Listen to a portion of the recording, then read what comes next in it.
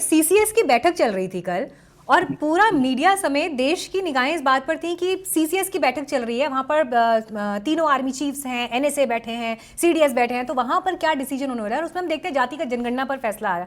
आपने जब ये खबर पहली बार देखी आप चौंके? आपको सरप्राइजिंग लगा ये?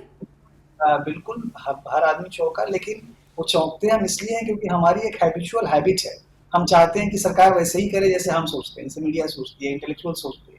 और इसी मामले में तो बीजेपी एक अलग तरह की पार्टी है ना, जो आपको हमेशा शॉक देती है, हमेशा आपको सरप्राइज देती है। शॉक गलत शब्द है, सरप्राइज देती है।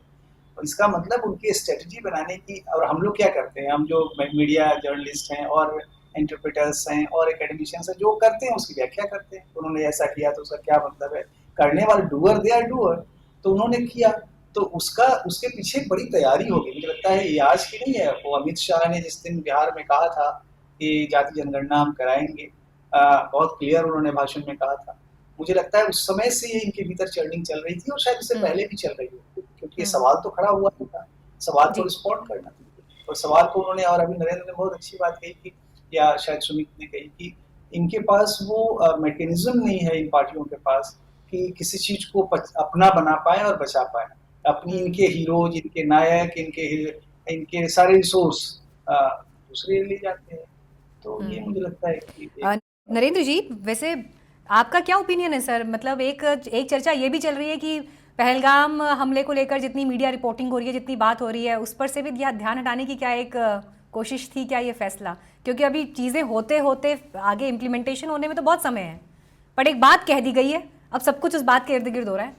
अपनी जगह ठीक है कि जो पहलगाम है उसने सरकार को एक तरह से बैकफुट पे ला के खड़ा कर दिया था, क्योंकि जिससे जो मतलब क्लेम्स हो रहे थे कि भाई सब कुछ ठीक चल रहा है और लोग मतलब जिस तरह से सोचने लगे थे कि भाई सब ठीक हो गया वहाँ पर, तो ऐसी सिचुएशन में इस तरह की एक दर्दनाक घटना हो जाना, वो मुझे लगता है कि सबके लिए, इंक्लूडिंग सरकार को चलाने वाले जो लोग हैं उनके लिए शॉकिंग रहा होगा।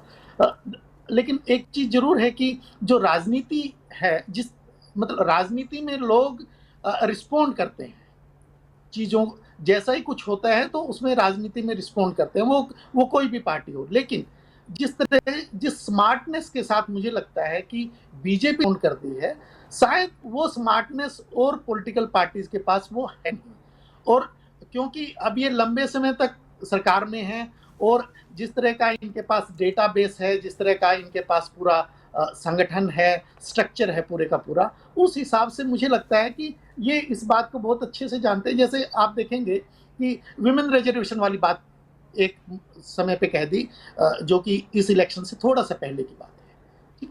लेकिन साथ में ये भी हुआ कि ये बेसिकली इंप्लीमेंट होगा 2029 में या बाद में होगा। तो ये तो हम सब लोग जानते हैं कि ये जो कास्ट सेंसस है वो आज या कल परसों में ये होने वाली नहीं है। इसको होने में और इसका डेटा आने में उसमें कम से कम मतलब 1-1.5 साल तो मिनिमम लगने वाला है।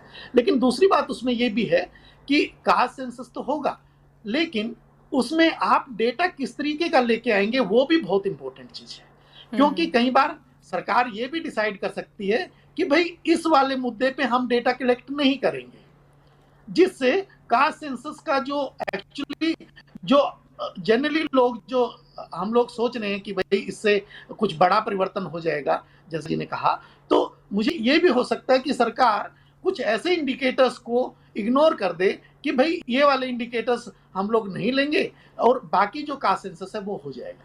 तो उस कास्ट सेंसस का इनफैक्ट कोई मीनिंग नहीं रह जाएगा। एक पॉपुलिस्ट डिमांड है वो तो फिर हो जाएगी जी। या ऑपोजिशन को जवाब दे दिया जाएगा, लेकिन उसके साथ में ये भी होगा, उसका इनफैक्ट ये भी किया जा सकता है कि मीनिंग ना रहे उस चीज का।